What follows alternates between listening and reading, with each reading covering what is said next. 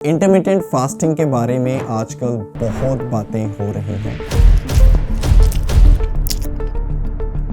और शायद आप भी सोच रहे हो कि क्या इस पॉपुलर ट्रेंड से हार्ट अटैक भी हो सकता है। ये कंसर्न वैलिड है, लेकिन अगर सही तरीके से की जाए तो इंटरमिटेंट फास्टिंग आपके दिल यानी हार्ट के लिए एक पावरफुल एलाय बन सकता है। प्लीज अंडरस्टैंड, जब हम फास्टिंग करते हैं हम अपने शरीर को ब्लॉकेजेस क्लियर करने, डिटॉक्सिफाई करने और ओवरऑल कार्डियोवैस्कुलर हेल्थ इंप्रूव करने का मौका देते हैं।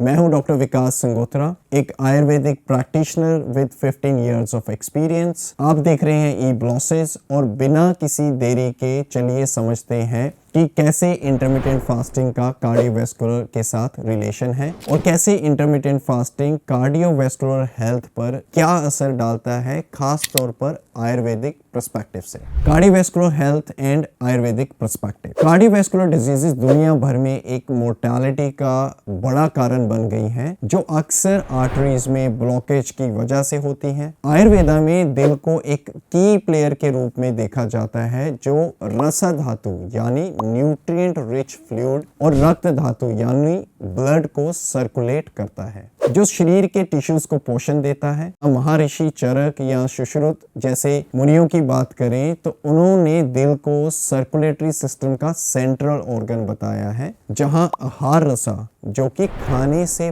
प्राप्त हुआ न्यूट्रिएंट फ्लूइड होता है, सर्कुलेशन में शामिल होता है। और आइए इस पॉइंट को, इस कनेक्शन को हम आयुर्वेदिक तरीके से समझते हैं थोड़ी और गहराई से। आयुर्वेदा के नजरिए से कार्डियोवैस्कुलर इश्यूज को समझने पर कुछ बातें सामने आती हैं जो हार्ट हेल्थ प्रॉब्लम से जुड़ी हुई हैं। हार्ट की सेहत रस धातु यानी न्यूट्रिएंट फ्लूइड की स्थिति से जुड़ी हुई है। रस धातु में इम्बैलेंस होना हार्ट और ब्लड वेसल्स में ब्लॉकेजेस का कारण बन सकता है। नंबर 1, एक्सेस कफा दोषा का होना। एक्सेस कफा दोषास की प्रॉपर्टीज हैं हैवीनेस, स्लोनेस एंड स्टेडीनेस। जब कफा अधिक होता है तो ये सर्कुलेटरी सिस्टम में ब्लॉकेजेस और ऑब्स्ट्रक्शंस का कारण बनते हैं। इस सरप्लस से थिक स्टैग्नेट ब्लड बनता है, जो सर्कुलेशन को इंपेयर करता है और हार्ट डिजीज का कारण बनता है। नंबर 2, आमा एक्यूमुलेशन, आमा का इकट्ठा होना। आमा एक टॉक्सिक बाय प्रोडक्ट है जो इनकम्प्लीट डाइजेशन से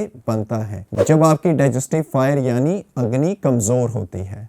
इस आमा की जब सर्कुलेशन या आमा की एक्यूमुलेशन जब शरीर में सर्कुलेट होता है, जो कि ब्लॉकेजेस और अलग अलग हेल्थ इश्यूज का कारण बनता है, खास तौर पर हार्ट को प्रभावित करता है। और आमा और कफा का कॉम्बिनेशन कार्डियोवैस्कुलर प्रॉब्लम्स के लिए रिस्क बनता है। अब हम बात करेंगे रस धातु का इम्पैक्ट। रस धातु में इम्बैलेंस जो एक्सेस कफा और आमा से प्रभावित होता है, दिल और आसपास के टिश्यूज को पोषित करने में रुकावट डालता है। ये न्यूट्रिएंट्स को सही फ्लो में होने से रोकता है, हार्मफुल सब्सटेंसेस को एक्यूमुलेशन करता है, जो कार्डियोवैस्कुलर ब्लॉकेजेस का रिस्क बढ़ाती हैं। इन फैक्टर्स को एड्रेस करके आयुर्वेदा कार्डियोवैस्कुलर इश्यूज को रोकने और हार्ट हेल्थ को प्रमोट करने के लिए कुछ इंसाइट प्रोवाइड करता है। और यहाँ इंटरमिटेंट फास्टिंग का रोल शुरू होता है। Intermittent fasting as a therapeutic approach. Intermittent fasting cardiovascular diseases के रिस्क को कम करने के लिए एक लाभदायक प्रैक्टिस हो सकती है, क्योंकि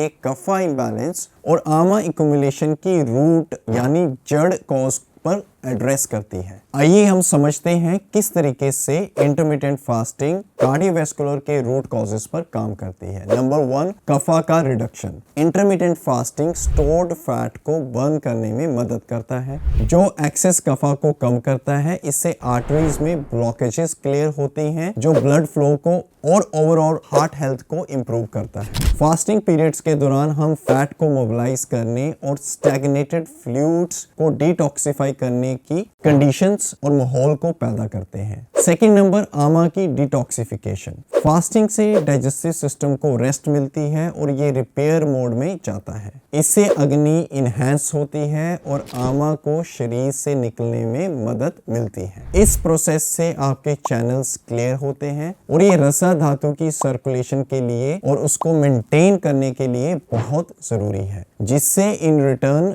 ब्लॉकेजेस प्रिवेंट होती हैं। नंबर 3, मेटाबॉलिज्म में इंप्रूवमेंट। इंटरमिटेंट फास्टिंग बॉडी के मेटाबॉलिज्म फंक्शन को सुधारने में मदद करता है, जो न्यूट्रिएंट्स को एफिशिएंटली ब्रेक डाउन और यूटिलाइज करने की कैपेबिलिटीज को इनहेंस करते हैं। अच्छे मेटाबॉलिक फंक्शन से आर्टरीज में फैट एक्युमुलेशन का रिस्क कम होता है, जो कार्डियोवैस्कुलर रिस्क को कम करते हैं। नंबर 4, ब्लड शुगर और इंसुलिन लेवल्स को रेगुलेशन करना। इंटरमिटेंट फास्टिंग ब्लड शुगर और इंसुलिन सेंसिटिविटी को रेगुलेट करने में मदद करता है। ये दोनों हार्ट हेल्थ को मेंटेन करने के लिए क्रूशियल फैक्टर्स हैं, क्योंकि high insulin levels fat accumulation और इन्फ्लेमेशन का कारण बन सकते हैं, जो कार्डियोवैस्कुलर रिस्क को बढ़ाते हैं। नंबर 5 इज सर्कुलेशन में सुधार। इंटरमिटेंट फास्टिंग से आप जब हेल्दियर लाइफस्टाइल में आ जाते हैं तो सर्कुलेशन इंप्रूव होती है और कार्डियोवैस्कुलर सिस्टम पर स्ट्रेस कम होता है। सो रेगुलर इंटरमिटेंट फास्टिंग से ब्लड प्रेशर लो होता है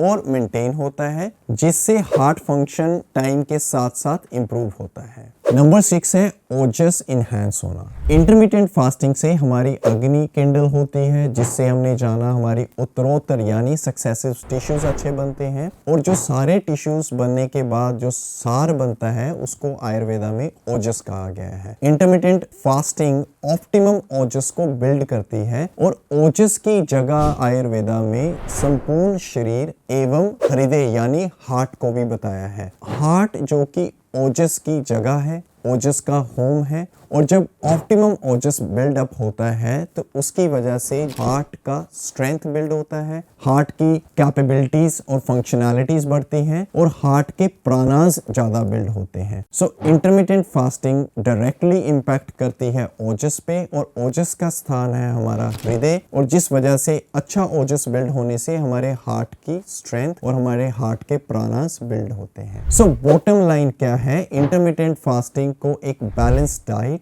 रेगुलर एक्सरसाइज और आयुर्वेदिक प्रिंसिपल के साथ प्रैक्टिस करने से आपका कार्डियोवैस्कुलर सिस्टम हेल्दी हो सकता है, जो रसा धातु की स्मूथ सर्कुलेशन और बॉडी टिश्यूज के पोषण को इंश्योर करता है। लाइफस्टाइल में सिग्निफिकेंट चेंजेस करने से पहले हमेशा किसी हेल्थ केयर प्रोफेशनल या आयुर्वेदिक प्रैक्टिशनर से कंसल्ट करें, खास तौर पर अगर आपको कोई एग्जिस्टिंग हेल्थ केयर कंसर्न है। मुझे उम्मीद है आज का वीडियो आपके कई क्वेश्चंस का आंसर्स दिया होगा। अगर आपको कोई डाउट्स हैं या क्वेरीज हैं तो कमेंट सेक्शन में लिखें। लाइक, शेयर और सब्सक्राइब करना मत भूलिए। मिलते हैं नेक्स्ट वीडियो में, तब तक के लिए lots of love to all the beautiful souls out there. नमस्ते।